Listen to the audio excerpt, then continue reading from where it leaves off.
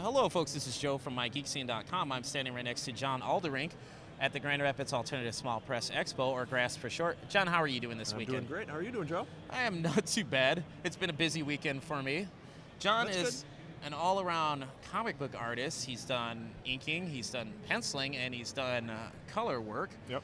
Well, we'll start with inking. You've worked on a Bill Williams, what is it? Was it a Side Chicks? Was it a webcomic? Yeah, it was a webcomic that he was writing. I don't know if it's still going. It might be done, but it was maybe 2009-ish or whatever. He contacted me, needed an inker. I mean, he's an amazing inker in his own right, but he just needed a little extra help. So he sent me pages, and I inked that.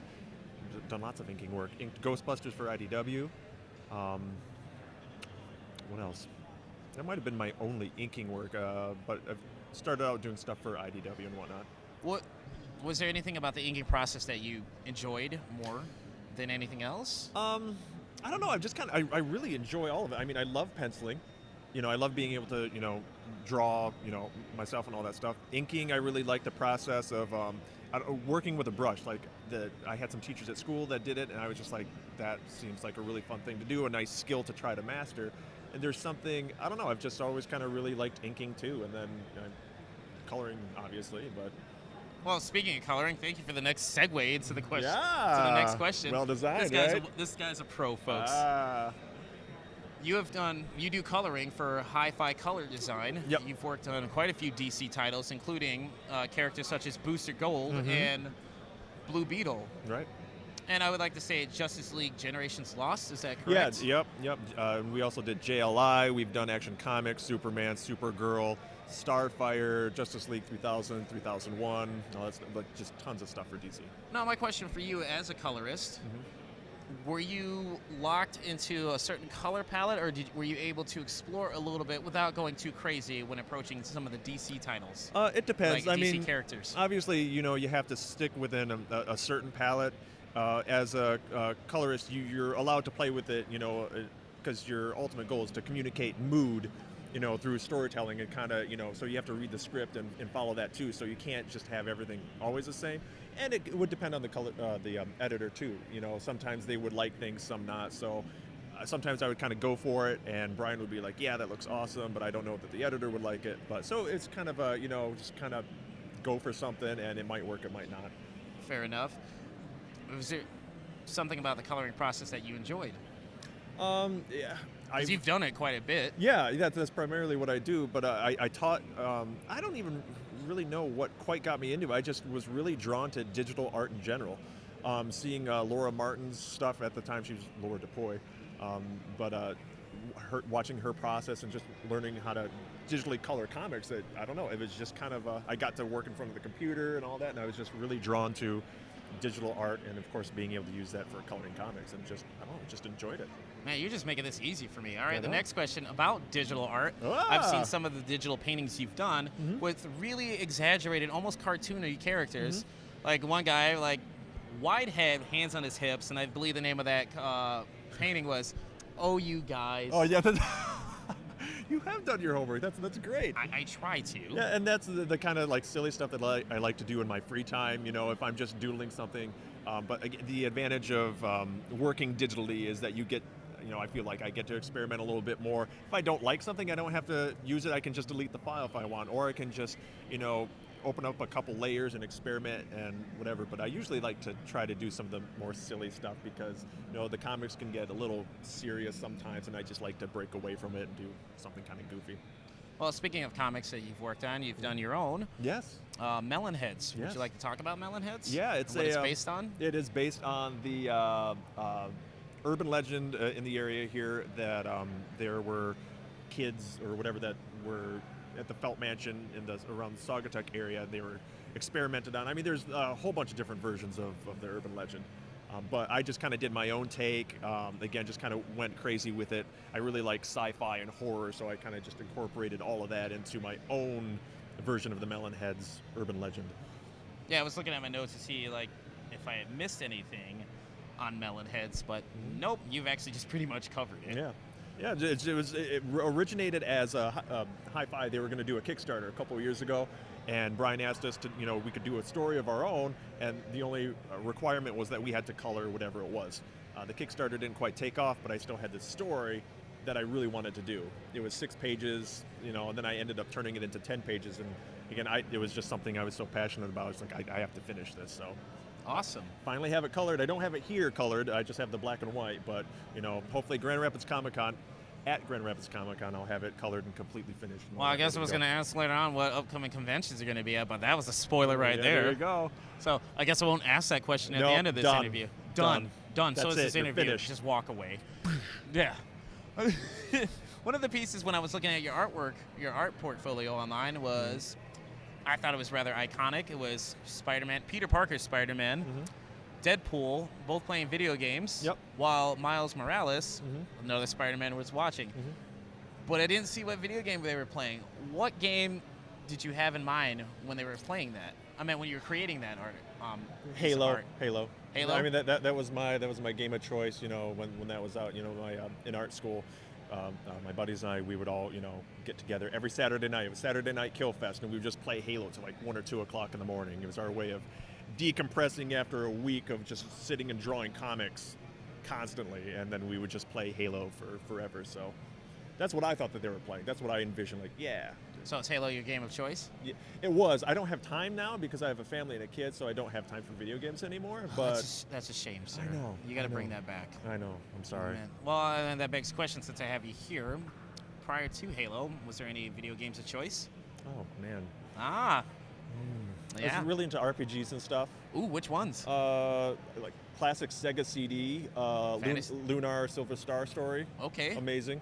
And then the remake that came out for PlayStation, awesome. That's like my favorite role-playing game. The Final Fantasy games too. I was really into that stuff. So. Did you see that Final Fantasy VII is going to get a remake? Yes, finally.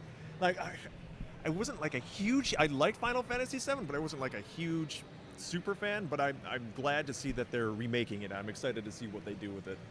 I'll be the first to admit I'm a super fan of Final Fantasy VII. That was actually the first RPG that I actually played all the way through. I played the original Final Fantasy on Nintendo when I was young, but I didn't understand it then. But then when Final Fantasy VII came out, on PlayStation, like it was just like no role-playing game, or I don't think at the time any game was like that huge. It was amazing. It was a gateway for me to get into other. That was your gateway drug. Gateway drug for JRPGs and whatnot. But heck, even last night when I was doing research for another interview, I was actually listening to the Final Fantasy VII soundtrack from YouTube. Yep, there you go. Posted up the whole thing. I was like, all right, I'm gonna do some research. Oh, thank you. Now, who's the composer for the games again? I forget his name. Oh boy! All right, Nobuo Uematsu. Yes. And people are like, he is butchering that. I speak Japanese, and that is incorrect. It's close enough. Sorry, they know who you're talking about. I went to. They did a concert years ago, and a friend and I went to Chicago, and they did a Final Fantasy concert. Oh, I would love. It was so good. I mean, actually, here in Grand Rapids a few years ago, he actually was at DeVos Hall, and he performed. Was he? Yes, with the Grand Rapids Symphony for Final Fantasy selections. Okay. And I had to miss out on that because I was at a crap job that if I would have called in, I would have gotten in trouble. You know what? I should have just called in and said, screw it. One in a lifetime chance. He'll never be back. Yeah. So, I don't know, though the Grand Rapids Symphony has been doing some pretty sweet, nerdy concerts. Yeah, haven't been to any of them, but I always want to. Oh, the video game ones are awesome. They actually, oddly enough, and I know this has nothing to do with you or the interview, they actually have video games. I mean, I love video games. They're having a Pokemon Symphony. Oh, really? Yes, coming up. Yeah, crazy. Go figure. All right. Speaking of music, I have to throw this out there. While doing research into you as a person, you're into metal and proggy stuff. Yeah. What band, sir? Well, I like Strapping Young Lad, Iced Earth, Dream Theater, Mastodon. I mean, there's a billion of them. European band Arion, huge into them. They do some great stuff. So yeah. Okay, speaking of prog-like rock, are you familiar with Isan formerly of Emperor? Because he did his solo stuff and it's prog stuff. No, I've not heard. I'll have to give it a listen. Yeah, I can send you some stuff. Okay. Yeah. I would highly recommend it. Isan, or Isan. It's IHSAHN. That would be cool. I mean, I'm certainly a metalhead too. Prog is not necessarily my area of specialty, not expertise. Yeah, I'm a metal expert. you know, no one cares, folks. That's right. But at the same time, yeah, I can certainly send you some stuff like Sure. outside of this interview. I'm always looking for like new stuff when I'm working. Like, you know, I've got, you know, my Spotify account, and you know, what I like to, you know, I have to have background music when I'm coloring. I know I just do. I can't just like, unless I'm really focusing, I just enjoy having something in the background. But I like to have, you know, again, either the metal, especially if I'm like in a deadline rush, like, then you're just rushing through stuff. I mean, you have no choice. You can't not. But I get sick of stuff because, you know, I listen to the same thing. So Tyler, he recommended Zimmer's Hole to me. I mean, they're pretty good. Never heard of them. Yeah, a bunch of the Strapping Young Lad guys. Okay, you know, so I have seen I have seen Strapping Young Lad. Yep. Years ago. Devin at the Townsend stuff. intersection. At the Ziltoid. intersection. So. All good stuff. And actually, Asana has actually guest appeared on Devin Townsend's album. Really? On one of his albums. Awesome. I'll definitely have to check that out. A little bit of a connection. Small world. There you go.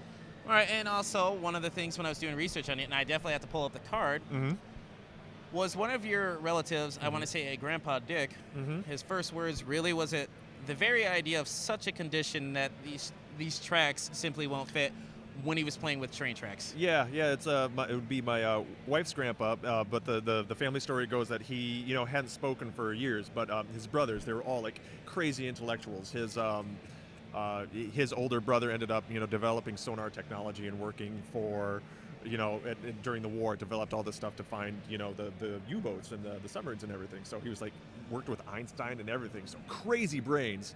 And, you know, hearing all this stuff and his brothers, you know, talk the way that they did, you know, he was trying to fit these train tracks together and he just could not, you know, get them to fit. And these were like, you know, his first big sentence and these words that like a 3-year-old should not be saying. It was just like, what? So that's the family story. My wife's family story, but it's still a fun story. It was an interesting illustration. So yeah. I really had to track you down and ask you Yeah, that. so I did that for my mother-in-law. He had passed away like forever ago, you know, cancer, I believe. So, you know, it's just my way of saying, hey, here's a fun picture for you. So. Okay. Since you are an artist, what are you currently working on that you're allowed to talk about? That I'm allowed to talk about? Shoot, because the only thing that I'm working on I can't talk about. I can say it's an image book. I think I can say that. Well, I don't know. Maybe I shouldn't. But it's an image book. We're getting caught up on the colors and everything. Once we get 3 issues under our belt, we're going to make an announcement as to what it is. But I'm super excited about it. Like, I want to talk about it so badly. I'm so excited. But you'll have to wait. All right. The last thing I did work on though for DC was Justice League 3001 though. Okay. One of the last things at Hi-Fi, because I don't do stuff for them right now, so I just kind of moved just to doing my own freelance stuff. Fair enough. But, I mean, you came back onto the scene for taking a break for Yep. a while. How can people find your artwork online? Either find me on Facebook, I'm on Twitter. You can go to my website, www.jonalderink.com. But I'll put the respective links in there. Yeah, I never update it, but mostly like Twitter. You know, I mean, I can't update like everything at the same time. So usually, like, copy if I'm posting, and paste, sir. Copy and paste. I'm that lazy. I won't do it. But usually, I'll like if I'm working on something, I'll take a picture and then I'll like tweet it. So to me, that's just like super fast and efficient. Like, okay, there you go, update. Like, I refuse to That's right. copy and paste. I will not do it. That's right. It's too much work. All right, for the people that are familiar with your work and are fans of your work, what would you like to say to them as we're wrapping this up? Hi, Mom and Dad, and no. Oh my God, I believe more than 2 people are fans of your artwork. No, if I have any fans out there, thank you for buying my stuff, and I hope you continue to watch me and follow my updates and all that stuff. So it's fun. Check them out, folks. Yeah. Well, John, thank you so much for granting this interview. Mm-hmm. You're welcome. No. Thanks for asking me. It's my first. Was it gentle? Yeah. All right. Well, I knew you folks, would be. Yeah. Sometimes. You were No, that's fine. horrible. Folks, I promise. Always gentle when it comes to first interviews. All right. Folks, this is Joe from MIGeekScene standing with Jon Alderink. Take it easy.